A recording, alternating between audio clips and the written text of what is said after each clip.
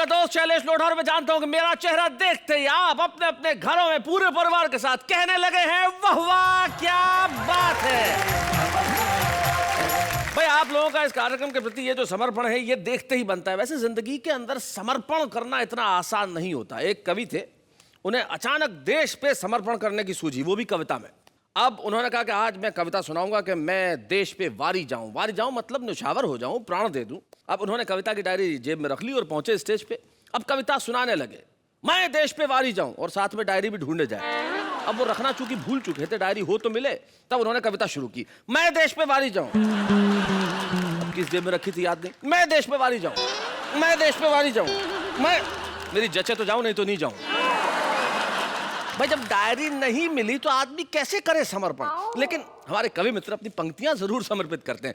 4 लाइनें आपको समर्पित करता हूं। ऐसे ही एक कवि आए, माइक पे खड़े हुए और कहने लगे कि एक गीत आपको समर्पित कर रहा हूं। गीत सुनाना शुरू किया तो एक श्रोता खड़ा हो गया, बोले भाई साहब ये गीत तो गोपाल दास नीरज जी का है, आप कैसे सुना रहे हैं। बोले पिछले कवि सम्मेलन में उन्होंने मुझे समर्पित किया था, मैंने आपको समर्पित कर दिया। लेकिन हम लोग सारे के सारे लोग समर्पित हैं। देखिए अधिकारी रिश्वत को समर्पित हैं, नेता भ्रष्टाचार को समर्पित हैं, लड़कियां मेकअप को समर्पित हैं, हमारा युवा वर्ग मोहब्बत को समर्पित है, आप लोग और हम लोग हंसी और खुशी को समर्पित है। और वाह वाह क्या बात है समर्पित है आप सभी को, वाह वाह क्या बात है। लेकिन बुलाते हैं हम उन्हें जो किसको समर्पित हैं वो खुद आके बताएंगे। मेरी को एंकर नेहा के मेहता।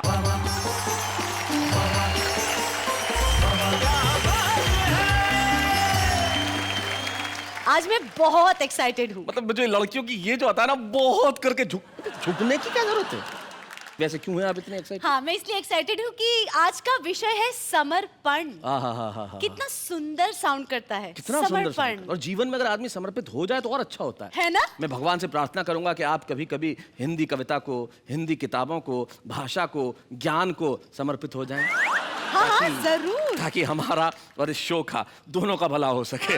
लेकिन इस वक्त हम ये तालियां समर्पित करते हैं आपके लिए और कहते हैं वाह वाह क्या बात है। मैं बोला पत्नी से कि भिंडी जैसी नाक और मिर्ची जैसी उंगलियां हैं, सेब जैसे गोरे गोरे गालों पर कुर्बान हूँ। क्या बात। तो पत्नी ने गुस्से में कहा, कैसे पागल आदमी हो, पत्नी हूँ तुम्हारी या मैं सब्जी की दुकान हूँ। कि कुदरत के इंतजाम का सम्मान कीजिए और बालों की सफेदी को न नीलाम कीजिए। और ये प्यार मोहब्बत तो जवां दिल की चीज है, अब आप बुढ़ापे में राम राम कीजिए। एक बहू दहेज में बेलन घुमाती हुई ससुराल आई। सास ने देखा तो घबराई, बोली बहू बेलन ही लाना था तो चांदी का लाती, और सबसे पहले अपनी सास की खोपड़ी पर बजाती। बोली आगे से ऐसे ही बेलन लाऊंगी आपके लिए।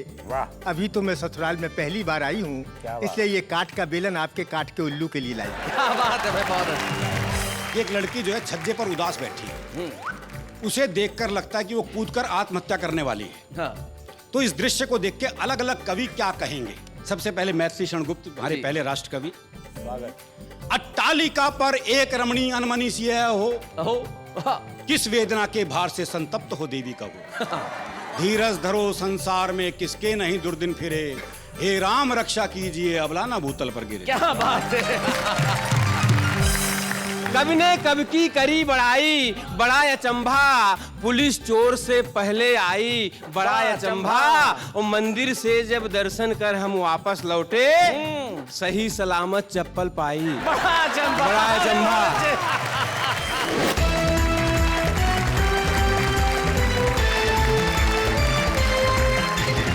स्वागत है आपका अभी के कार्यक्रम में, जिसमें आप न केवल हंसते हैं मुस्कुराते हैं, लेकिन जिंदगी से जुड़ी हुई चीजों का इतना आनंद उठाते हैं कि देश का हर व्यक्ति बिना कुछ कहे बेसाख्ता कह उठता है वाह वाह क्या बात है।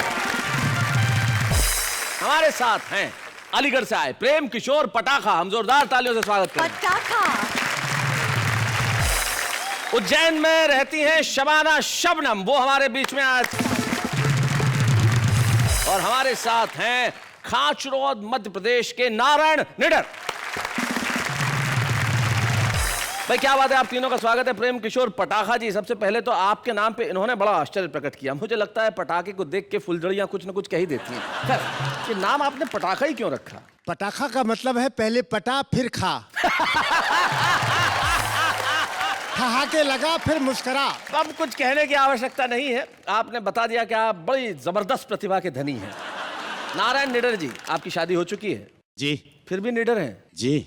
ये चमत्कार कैसे? हुआ ये कि मध्य प्रदेश उज्जैन जिले की खाचरो तहसील का सिंगल चेचिस, दिखने में कटपीस, मेरा वजन मात्र 21 किलो। अच्छा। मेरी पत्नी का 121 किलो। मेरी पत्नी दिखने में हथनी। अच्छा। एक दिन मुझसे बोली कि बाहों में उठा लो, गले से लगा लो। हाँ। मैंने उससे कहा इसके लिए मेरे को 2-3 मजदूर करना पड़ेगा। जब आदमी समर्पण कर दे तो निडर हो ही जाता है। Actually. और जिस तरह से आपने बताया कि आपने मालती भाभी के सामने समर्पण कर दिया है, तो उसके बाद डर कैसा? तो आइए इस महफिल की शुरुआत करते हैं। पटाखा जी, आप क्या कहते हैं कि सबसे पहले किस पटाखे को आग लगाई जाए? जहाँ फुलझड़ी हो पटाखा तो छूट ही जाएगा। हम है पटाखा बीबी फुलझड़ी। क्या बात है, हम है पटाखा बीबी फुलझड़ी। बहुत अच्छे। बच्चे पटाखों की छूटे लड़ी। क्या बात? बाबा क्या बात है, आ गई घड़ी, लाइट चमकती चेहरे पर पड़ी। वाह वाह वाह वाह वाह, क्या बात है पटाखा जी, बहुत अच्छे। आप पटाखा हैं, बीबी फुलझड़ी है, तो बच्चे जमीन चक्री होंगे, सासू सूतली बम होगी शायद, तो घर में रस्सी बम, जमीन चक्री, फुलझड़ियाँ, राकेट, तमाम तरह की चीजें हैं। 1000 की लूम। वाह क्या बात है। ये जो आप नए नए शब्दों का प्रयोग करती हैं, ये जो लूम आप लेके आई हैं, 1000 की लूम, मैं सुन के गया झूम। भाई बहुत अच्छे। ये लूम और झूम को हम यही छोड़ते हैं और बुलाते हैं उससे जिनकी पत्नी का नाम मालती है और खुद का नाम नारायण निडर। जोरदार तालियों से स्वागत करें।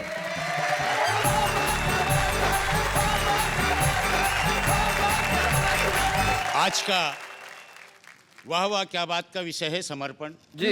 मैंने अपनी पत्नी को समर्पित कुछ पंक्तियां लिखी। एक बड़ा मुश्किल होता है मर्द के लिए स्वयं की पत्नी के लिए कुछ समर्पित करना। मैं बोला पत्नी से कि सुनो प्रिय बात मेरी, तुम हो लाजवाब और मैं तुम पे मेहरबान हूँ। भिंडी जैसी नाक और मिर्ची जैसी उंगलियां हैं, सेब जैसे गोरे गोरे गालों पर कुर्बान हूँ। क्या बात? गाजर से गुलाबी ओठ, आलू जैसी आंखें तेरी, तेरी हर अदा और हुस्न का मैं कद्रदान हूँ। तो पत्नी ने गुस्से में कहा, कैसे पागल आदमी हो, पत्नी हूँ तुम्हारी या मैं सब्जी की दुकान हूँ। अभी 4 पंक्तियों में परिवर्तन पर सुना रहा हूँ जी। कि नीति भी बदल गई, नेता भी बदल गए, अब हम समाज में भी बदलाव लाएंगे। क्या बात है? और भारत की वादियों में, ब्याह और शादियों में रूढ़िवादी रीति और रिवाज को मिटाएंगे। नारियों की मांग में सिंदूर भरा जाता यहाँ, अब हम आदमी की मांग भरवाएंगे। तो एक गंजा मित्र बोला, ऐसा मत कर देना भैया, वरना जितने गंजे हैं कुंवारे रह जाएंगे। बहुत बढ़िया। पहले बताया पत्नी को समर्पित। जी जी जी, आपका पूरा जीवन ही वही समर्पित। अब मैं आपको मेरी पत्नी का समर्पण मेरे प्रति बता रहा हूँ। क्या बात क्या है, बात वाह। है। मेरी जब शादी हुई, मनाई सुहाग रात, पलंग पे बैठ गया डायरी को खोलकर। अच्छा। कोई प्यार व्यार नहीं, कोई मनुहार नहीं, कविता सुनाने लगा पन्ने मोड़ मोड़ कर। खुद भी ना सोया, नहीं पत्नी को सोने दिया, सारी ही कविताएं सुनाई थी जी तोड़कर। पर मायके गई तो फिर ऐसी गई यार मेरे, मायके से आज तक आई नहीं लौट कर। ये तो मैं अपनी पीड़ा थी जी। और समर्पण के एक दूसरे के प्रति जो भाव थे वो बताया। बिल्कुल। मैं एक व्यंग आपको सुनाना चाहता हूँ। स्वागत नारायण जी। और इसका शीर्षक है वरिष्ठ कुत्ता। आहा। एक वरिष्ठ कुत्ते ने मोहल्ले के लड़ते हुए आवारा कुत्तों को समझाते हुए कहा, तुम्हारी यह गंदी आदत सारे कुत्तों की जात को ले जाती है, नेताओं की तरह लड़ते हो शर्म नहीं आती है? क्या बात है, वाह वाह वाह, नारायण जी बहुत अच्छे।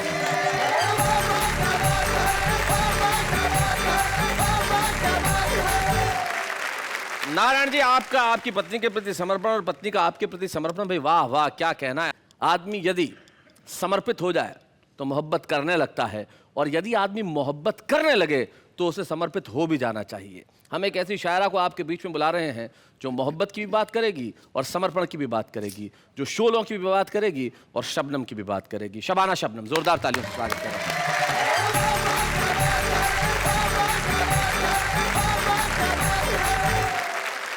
ये 4 पंक्तियां मैं अपने तमाम श्रोताओं को समर्पित करना चाहती हूँ। जी स्वागत।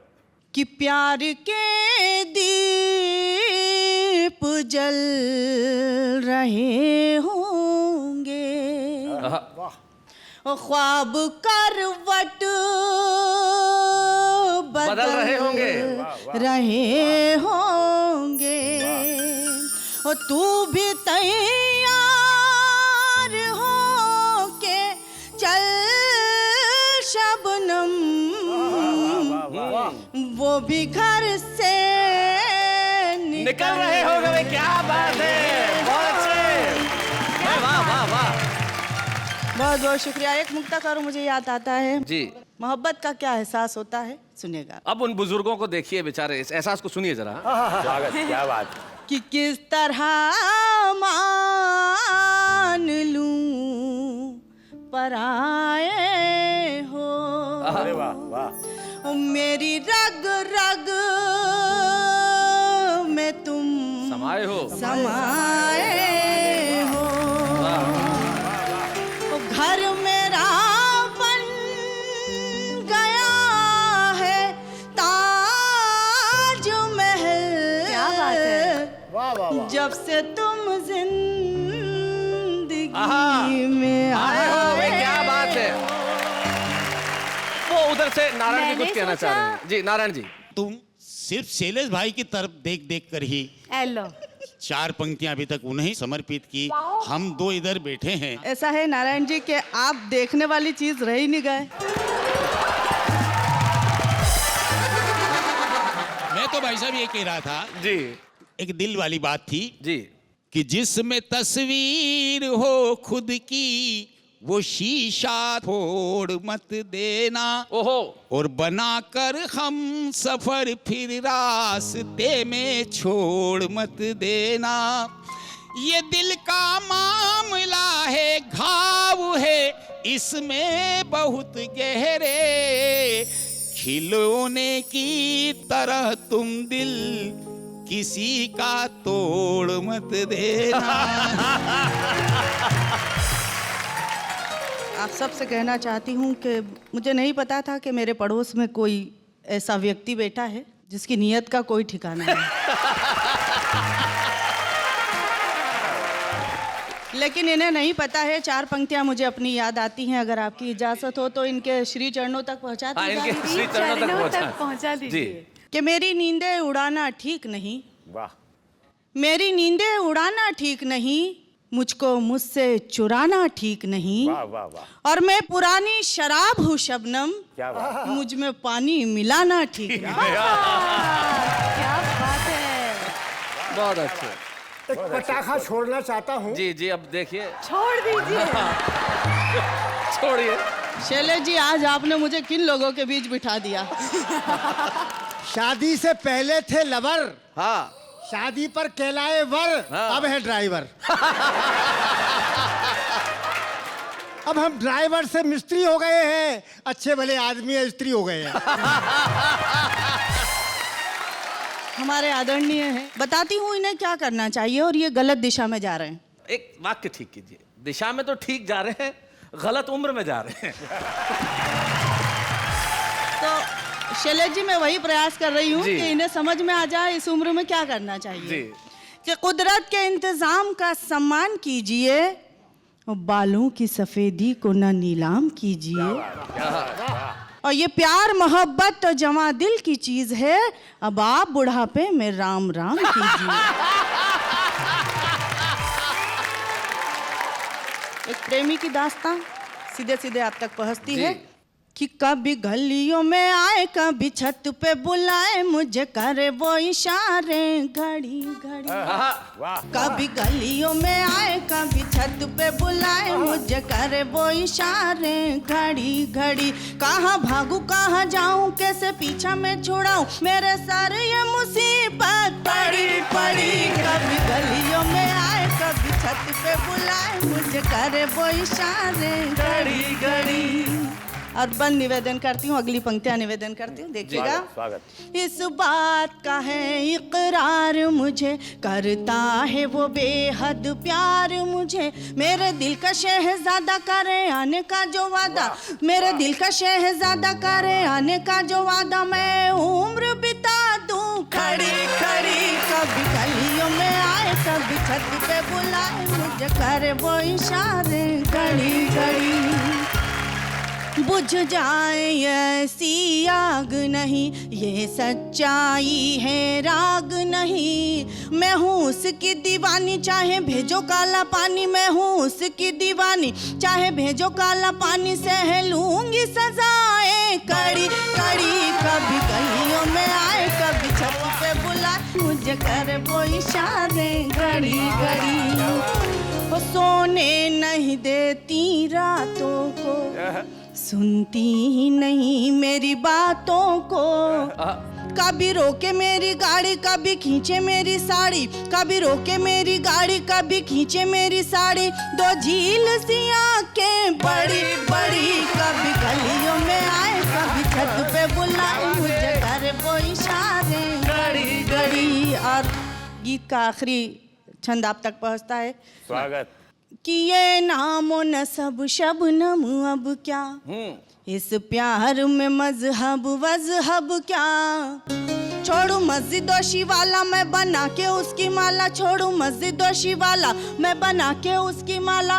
अपनी सांसों की लड़ी लड़ी। कभी गलियों में आए, कभी छत पे बुलाए, मुझे करे वो इशारे घड़ी घड़ी। बहुत अच्छे।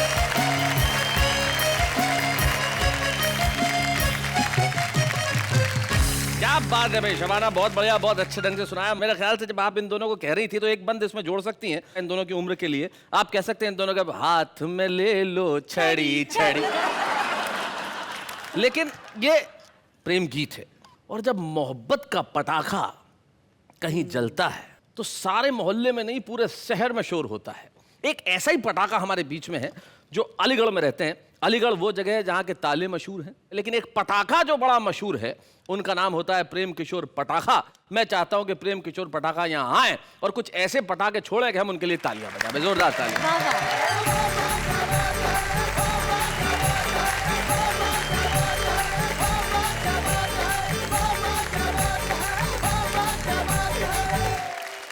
हमने इस तरह से जिंदगी में पहली बार किसी को धुन को इस तरह बाँचते देखा है, पटाखे को छूटते देखा है, फूटते देखा है, पहली बार नाचते देखा है। भाई क्या बात है, बहुत अच्छे। तालियां सुन आपकी ये हाथ करते बंदगी, ऊर्जा ऐसी मिले लहरें उठे आनंद की।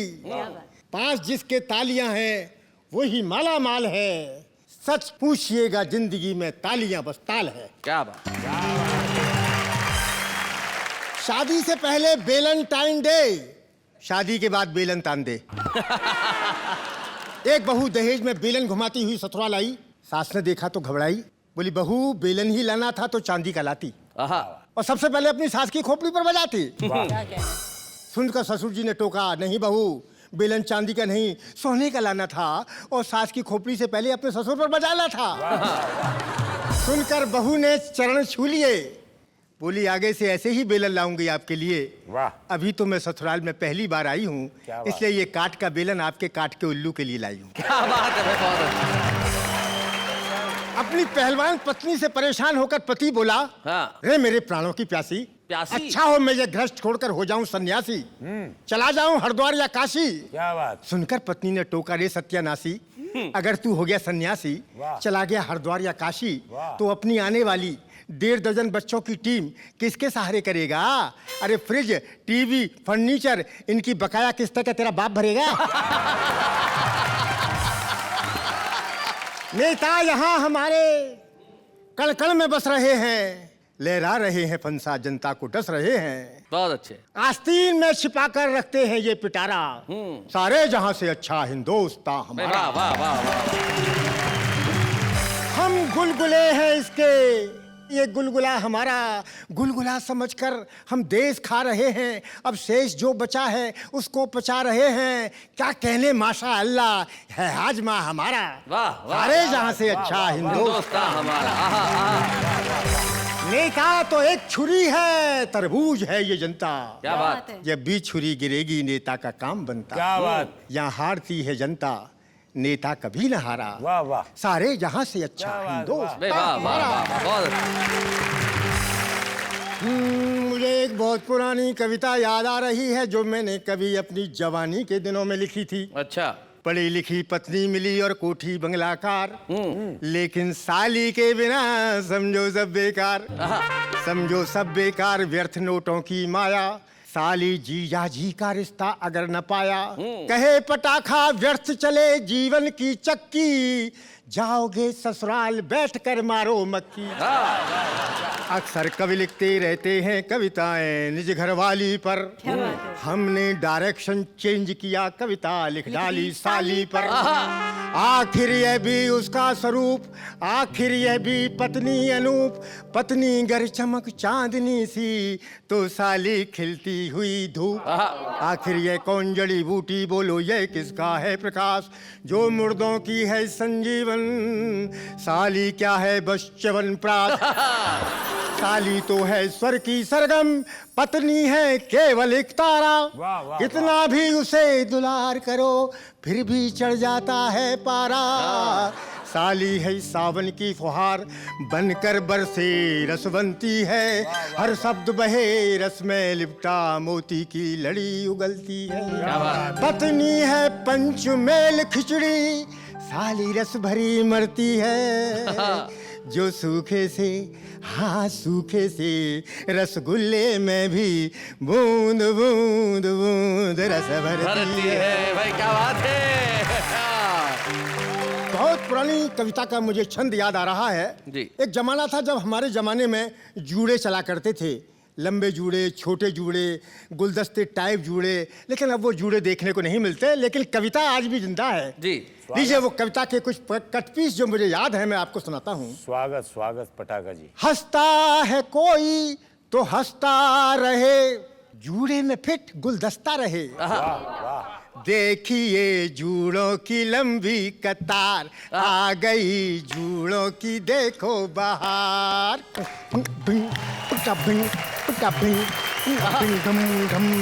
देखिए देखिए जूड़े जग भर के भंडारी, फिट कर सकते हो तरकारी। घुम टप घुम घुम घुम घुम घुम घुम। कद्दू पर हो लौकी बैंगन घर भर के चाय रख दो बर्तन, उल्टी रखो कढ़ाई भी, पानी से भरी सुराही भी, जब प्यास लगे जूड़ा खोलो, जूड़े महाराज की जय बोलो। गजब किया रे तूने डाला रे फंदा,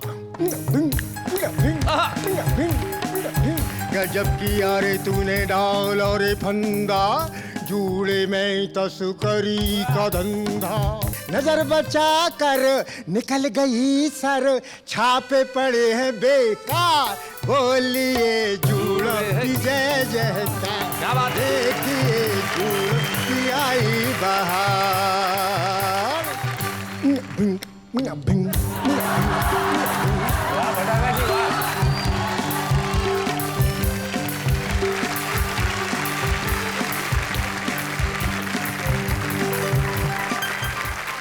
भाई बहुत बढ़िया पटाखा जी, आपने जो अपनी कविताओं के अंदर ये जो संगीत का प्रयोग किया अरबी में, भाई कमाल था। हमें पता था आप पटाखे हैं तो बजेंगे तो सही, लेकिन ऐसा बजेंगे ऐसा पता नहीं था। और जो आपने पत्नी और साली की तुलना की तो मुझे प्रदीप चौबे की दो पंक्तियां याद आ गई। वो कहते हैं कि साली ने जीजा से कहा कि मैं पास हो गई हूँ, मिठाई खाओ। जीजा जी बोले थोड़ी और पास हो जाओ।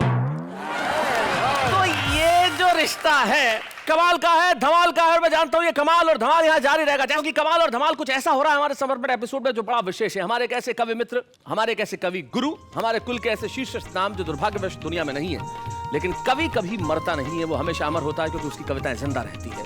और उनकी कविता आज हम सुनेंगे एक ऐसे कवि के द्वारा जो न केवल उनका साथी रहा, मेरा साथी रहा, बल्कि हमने बहुत समय साथ बिताया। और जब उनकी कविताएं गूंजेगी इस देश में तो निश्चित तौर पे पूछेंगे कि आप वो कौन है। मैं बताऊंगा उनका नाम, लेकिन इस वक्त एक अल्प विराम।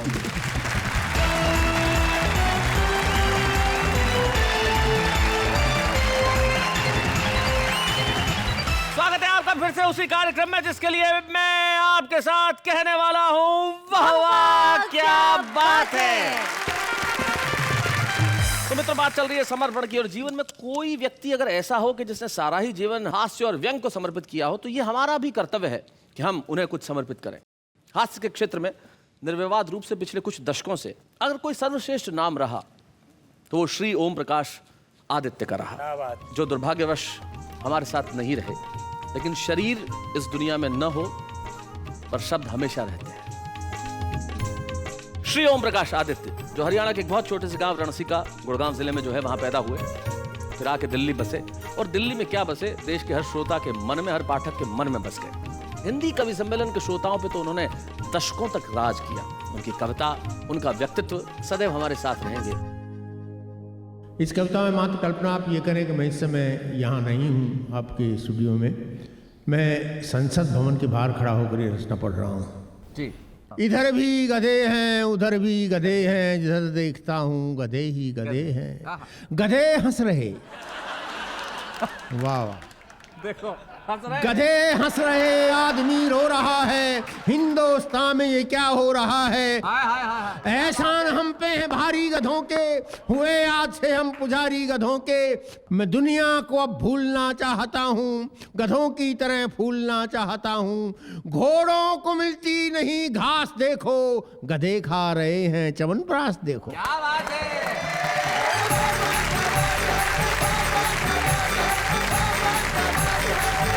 आज इस एपिसोड में हम ये समर्पण कर रहे हैं श्री ओम प्रकाश आदित्य जी को, और हम चाहते हैं कि इस मंच पे आदित्य जी की कविता जिंदा हो।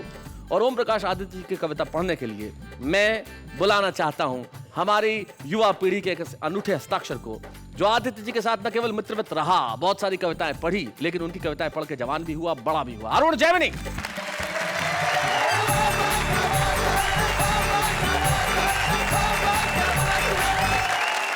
आपको एक छोटी सी जानकारी भी देना चाहूंगा, ओम प्रकाश आदित्य जी ने भी अपने जीवन में अपने वरिष्ठ कवियों को समर्पण किया था। क्या? और किस तरह से किया था? एक हिंदी कविता की एक विधा है सिचुएशन।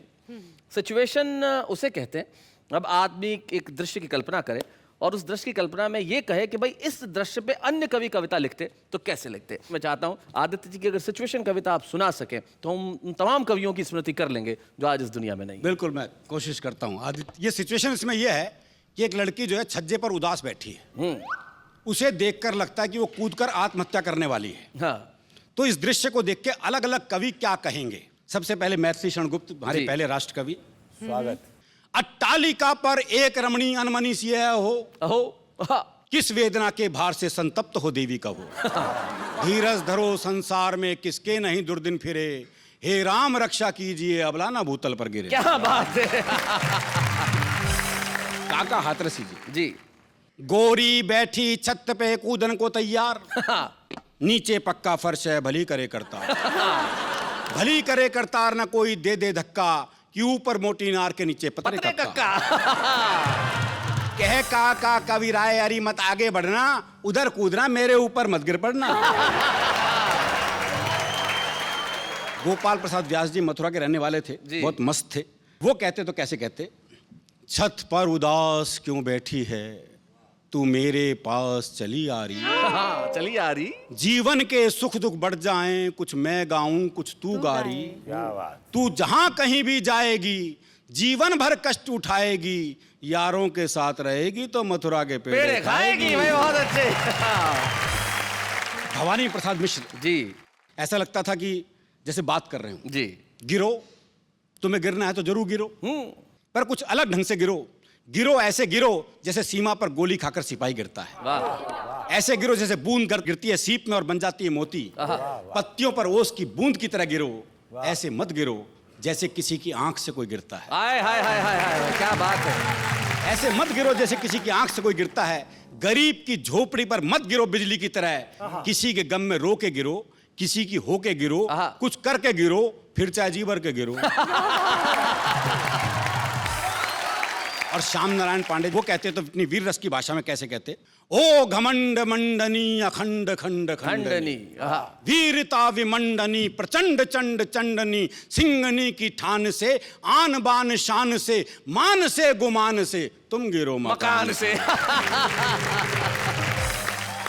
तुम गिरो मकान से, तुम नगर नगर गिरो, तुम डगर डगर गिरो, तुम गिरो अगर गिरो, शत्रु पर मगर गिरो। क्या बात है, वाह वाह वाह। और हमारे नीरज जी एक रुबाई में क्या कहते हैं, गोपाल दास नीरज जी, यो न हो उदास रूपसी तू मुस्कुराती जा, मौत में भी जिंदगी के फूल कुछ खिलाती जा, जाना तो हर एक को है एक दिन जहान से, पर जाते जाते मेरा एक गीत गुनगुनाती जा। हाय हाय हाय हाय हाय। और अंत में सुरेंद्र शर्मा जी क्या कहते जी, के कर रही है छज्जे ते नीचे कूद है, तो पहली मंजिल से क्यों कूदे चौथी पे जा, जैसो कि बेरो तो पाटे के कूदी थी। क्या बात है। अरुण, बहुत बहुत धन्यवाद आपका ओम प्रकाश आदित्य जी की रचना यहाँ सुनाने के लिए। और निश्चित तौर पे मेरे लिए ये बड़ा ही अद्भुत क्षण है। आज हम वाह वाह क्या बात है कि इस मंच पे पहली बार किसी कवि का मरणोपरांत सम्मान कर रहे हैं। दो पुत्र हैं उनके, आलोक और प्रभात, और प्रभात आज यहाँ उपस्थित हैं। मैं चाहता हूँ कि प्रभात इस मंच पे आएँ और हमें ये मौका दें कि हम आदित्य जी की स्मृति को सम्मानित करें। ये आदित्य जी के लिए, आदित्य जी अगर होते तो हम उन्हें पहनाते, ये उनके लिए।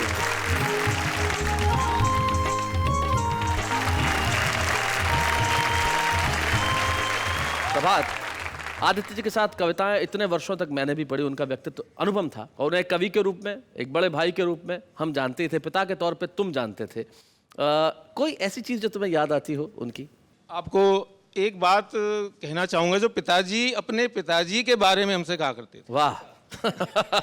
दादा हमारे थोड़े मितव्ययी थे, थोड़ा कंजूस भी कह सकते हैं। तो पिताजी अपनी चिट्ठियां खंगाल रहे थे तो दादाजी आए करने लगे, ओमी ओमी बुलाते थे। ओमी। अरे ओमी वो किस जा रहे हो बेटा? हाँ।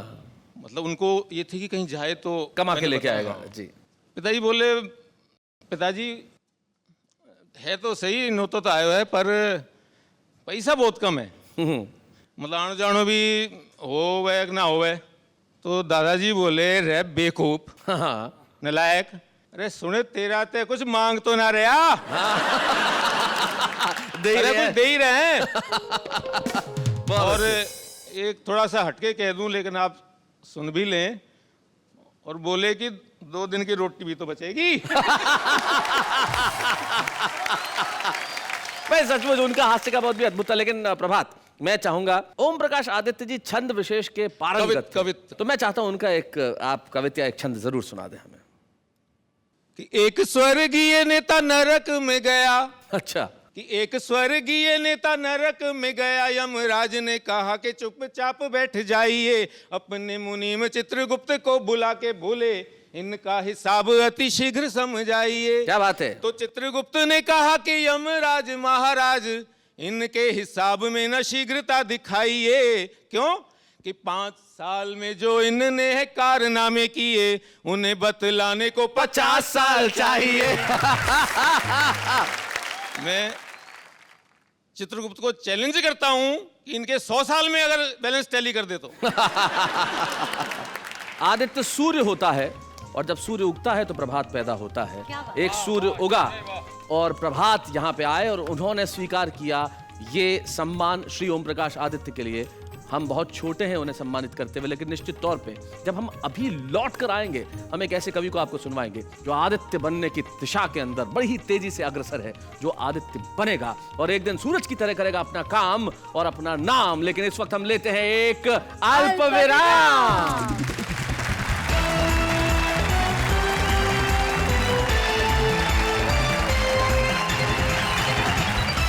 है आपका वाह वाह क्या बात है। और मैं जानता हूं कि आप इस वक्त बेताब है ये जानने के लिए कि कौन है आज का छुपा रुस्तम। बताएंगे लेकिन मैं जानता हूं कि जैसे ही हम यहाँ आते हैं नेहा के दिमाग में हमेशा कोई ना कोई सवाल जरूर होता है।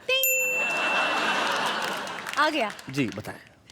शैलेश जी ये बताइए कि आम आदमी के जीवन में समर्पण का क्या महत्व होता है? भाई आम आदमी के जीवन में तो समर्पण ही समर्पण है।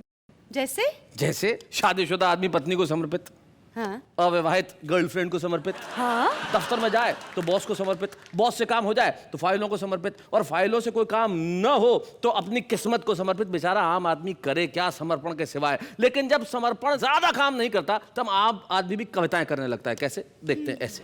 काश मैं एग्ज़ाम रिजल्ट का प्रीमियम भरवा देता तो मैं हर एग्ज़ाम से पहले इंश्योरेंस भरवा देती। अगर पास हुए तो ठीक है, वरना इंश्योरेंस क्लेम करवा देती। चाहत भी अपनों से ही मिलती है, राहत भी अपनों से ही मिलती है। अपनों से कभी रूठा ना करो, मुस्कुराहट भी अपनों से ही मिलती है। आसमान है खुला खुला, सितारे है हसीन, मेरी छुट्टियाँ ख़त्म हो गई, मुझे नहीं आ रहा यकीन। लिखो तो पैगाम कुछ ऐसा लिखो कि हर कलम रोने पर मजबूर हो जाए, हर लफ्ज़ में वो दर्द भर लो कि पढ़ने वाला नींद की गोली लेकर सो जाए। प्यार की गाड़ी में कभी पंचर नहीं होता। प्यार एक ऐसी गाड़ी है जिसमें 2 से ज़्यादा कभी पैसेंजर नहीं होता। आइए अब बुलाते हैं उन्हें जिन्होंने संकल्प किया कि मैं कविताएं लिखूंगा और इतनी शानदार कविताएं लिखूंगा कि सारी दुनिया में जाना जाऊंगा। आज वाह वाह क्या बात है कि मंच पे वो आएंगे, सुनाएंगे और कल सारे लोग कहेंगे कि भाई सुरेश मिश्रा जी क्या बात है। आइए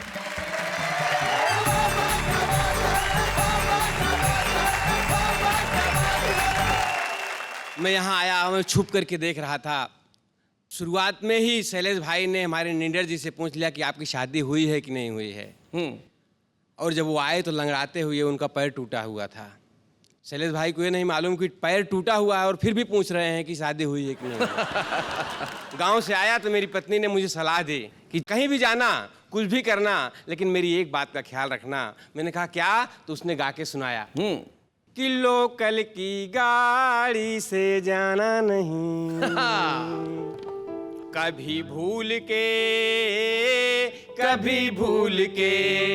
परदेसी मेरे सैया पढ़ती हूँ पैया, मुझे याद रखना कभी भूल न जाना, लोकल की गाड़ी से जाना नहीं,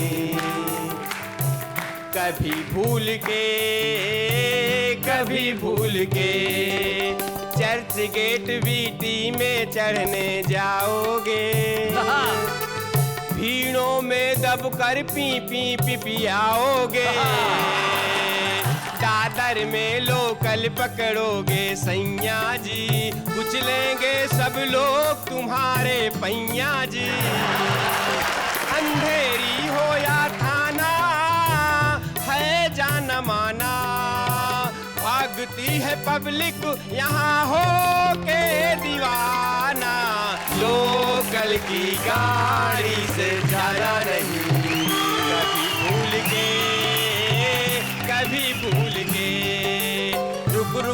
रुक कर विरार जब आती है, चढ़ने वालों की नानी मर जाती है, ससक कर सिसक सब रोते हैं, चढ़ने वाले पग नैन भिगोते हैं, वो बल मारे सांवरिया टूटेगी कमरिया, नारी छूटेगी तो हरी उसको बचाना, लोकल की गाड़ी से जाना नहीं, कभी भूल के।